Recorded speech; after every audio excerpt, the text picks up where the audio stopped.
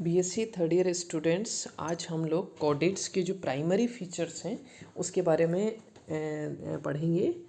सबसे पहले हम बात करते हैं कोडेट्स की।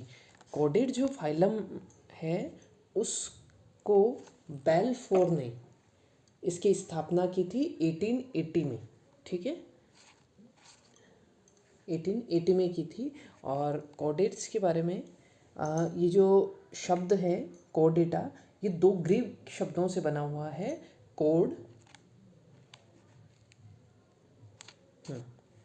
ये code, code means string, string, ठीक है, या फिर और कोड मतलब रज्जू, जिसको बोलेंगे रस्सी, और प्लस दूसरा है 8 मीन्स बियर, बियरिंग, ठीक है, जिसको वहन करने वाला। ठीक है, तो ये कोड और 8 दो शब्दों से बना हुआ है।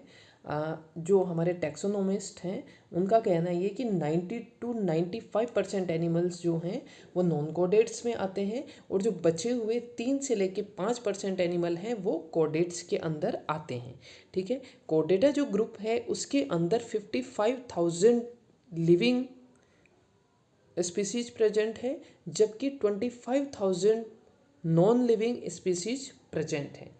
ठीक है, और एक और बात कि कोडेट्स जो हैं उसके अंदर जो पिसीज है, मत्स्य वर्ग जिसको बोलते हैं, पिसीज ग्रुप जो है उसके अंदर मैक्सिमम लिविंग स्पीसीज हैं, जबकि जो एम्फीबिया ग्रुप है उसके अंदर मिनिमम स्पीसीज प्रेजेंट हैं।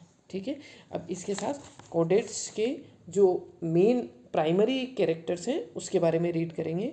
तो सबसे पहले इनमें नोटोकोड, ठीक है, notochord, nerve code, pharyngeal pouch या फेरेंजियल गिल, और ये पोस्ट एनल टेल, ये इसके 4 प्राइमरी फीचर्स हैं। ठीक है, इसके बारे में हम लोग आज रीड करेंगे। ठीक है, सबसे पहले जो इसका नोटोकोड, ठीक है, नोटोकोड जो होती है वो कोडेट्स के अंदर जो इसकी सेंट्रल नर्वस सिस्टम होता है और एलिमेंट्री कैनाल, उसके बीच में एक सॉलिड रोड के जैसी स्ट्रक्चर होता है जिसको नोटोकोड बोला जाता है। ये आप लोग देख रहे हैं ये, ठीक है, ये नोटोकोड प्रेजेंट है। ठीक है, नर्व कोड, नर्व कोड और एलिमेंट्री कैनाल के बीच में ये प्रेजेंट होती है। ये जो नोटोकोड होती है, जो ये मीजोडर्मल इसका ओरिजिन होता है। ठीक है, और ये जो इसका प्राथमिक एंडोस्केलेटन होता है उसका निर्माण ये करती है, मतलब प्राथमिक अंतःकंकाल ये नोटोकोड बनाती है, जिसका काम क्या होता है, जो कि जो सेंट्रल नर्वस सिस्टम है और मसल्स हैं, केंद्रीय तंत्रिका तंत्र और पेशियों को ये नोटोकोड सहारा प्रदान करती है। ये जो नोटोकोड होती हैं, इस नोटोकोड के अंदर धानी होती हैं, मतलब वैक्यूलेटेड होती है ये, और ये नोटोकोडल सेल से, नोटोकोडल कोशिकाओं से बनी हुई होती हैं। इसको आप डायग्राम में देखिए, ये देख रहे हैं नोटोकोडल सेल्स, ये नोटोकोडल सेल्स यहाँ प्रेजेंट हैं। ठीक है, नोटोकोडल सेल्स से बनी होती है और वैक्यूलेटेड होती है नोटोकोड। ठीक है, और बॉडी में एक सिरे से लेकर दूसरे सिरे तक ये पूरे शरीर में इसके फैली हुई रहती हैं। वैसे तो ये जो नोटोकोड होती है प्रोटोकोडेट्स जंतु में ही पाई जाती है, लेकिन जो वर्टिब्रेट्स हैं उनमें नोटोकोड के जगह पर वर्टिब्रल कॉलम पाया जाता है। ठीक है, अब नेक्स्ट आता है नर्व कोड, नेक्स्ट आता है नर्व कोड। ये देखिए, नर्व कोड जो होती है वो कोडेट्स के अंदर जो इसकी डोर्सल सरफेस, पृष्ठ सतह होती है, उसके उस पृष्ठ सतह के करीब पाई जाती है। ठीक है, तो ये क्या होती है, nerve code tube like structure होती है जो कि इसकी बॉडी वॉल देह स्तर जो होता है, और नोटोकॉर्ड, ये जो नर्व कोड होती है ये इसकी नोटोकॉर्ड और बॉडी वॉल इन दोनों के बीच में पाई जाती है। इसको एक बार आप लोग फिर डायग्राम में देखो। ये नर्व कोड देख रहे हैं, होलो नर्व कोड, ये ब्लू कलर में आपको दिखाई दे रही है। इसके मुख से लेके लास्ट तक, एंड तक ये दिखाई दे रही है नर्व कोड जी। यहाँ एंड, यहाँ से लेके यहाँ तक ये नर्व कोड है जो कि इसकी बॉडी वॉल और ये नोटोकॉर्ड इन दोनों के बीच में पाई जाती है। और ये जो नर्व कोड होती है ये एक्टोडर्म से ओरिजिनेट होती है, और जो नॉन कोडेट्स होते हैं उनके अंदर ये जो नर्व कोड होती है सॉलिड होती है। कोडेट्स के अंदर तो मतलब ट्यूब लाइक, होलो ट्यूब लाइक, खोखली ट्यूब लाइक संरचना होती है, जबकि नॉन कोडेट्स के अंदर ये सॉलिड होती है और डबल होती है, और इसके ऊपर सेगमेंटल गैंग्लियन प्रेजेंट होते हैं, जबकि गैंग्लियन कोडेट्स के अंदर प्रेजेंट नहीं होते। ये आप लोग डायग्राम में देखिए, ये देखिए ये दोनों हैं कोडेट्स और नॉन कोडेट्स का डायग्राम मैंने दिखाया आपको। ये देखिए वेंट्रल नर्व कोड दिखाई दे रही है ये आपको, और डोर्सल नर्व कोड दिखाई दे रही है, और इस पे ये गैंग्लियन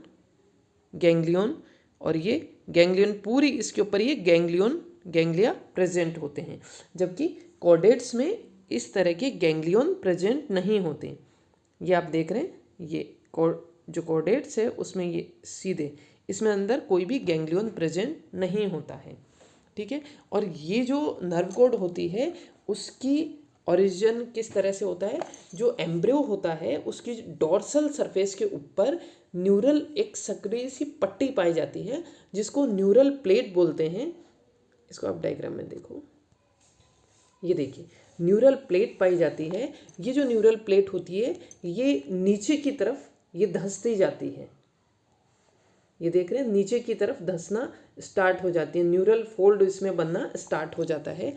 धीरे धीरे ये गहरा होता जाता है और इसके दोनों किनारों पर ये इस तरह से ये फोल्ड बनना, न्यूरल फोल्ड बनता है, ठीक है, ऊपर उठ जाता है, और फिर ये आपस में मिलकर न्यूरल कैनाल का, ये दोनों फोल्ड न्यूरल कैनाल का निर्माण कर लेते हैं, ठीक है।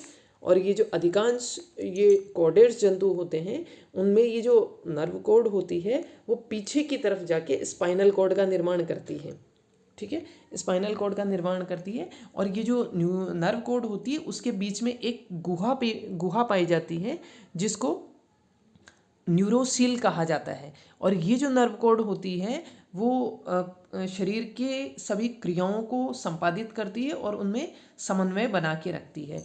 ये जो नर्व कोड होती है इसका जो आगे का पार्ट होता है वो ब्रेन का निर्माण करता है, और जो पीछे का भाग होता है वो स्पाइनल कॉर्ड का निर्माण करता है। ब्रेन जो होता है वो, इसमें देखिए ब्रेन जो होता है वो क्रेनियम से कवर्ड रहता है, और ये नोटोकॉर्ड का ये जो पीछे का भाग है स्पाइनल कॉर्ड बनाता है जो कि वर्टिब्रल कॉलम से कवर्ड होता है, ठीक है, ये हो गया। नेक्स्ट आता है pharyngeal Gill slit, presence of pharyngeal Gill slit मतलब क्लोम दरारों की उपस्थिति। तो कोडेट्स जंतुओं के जीवन की किसी न किसी प्रवस्था के अंदर ये गिल स्लिट जरूर पाए जाते हैं, और ये इसका जो मुख होता है उसके पीछे आहार नाल जो होती है, एलिमेंट्री कैनाल की जो फेरेंजियल वॉल होती है उसके ऊपर उपस्थित होते हैं। ये गिल्स ये दिखाई दे रहे हैं,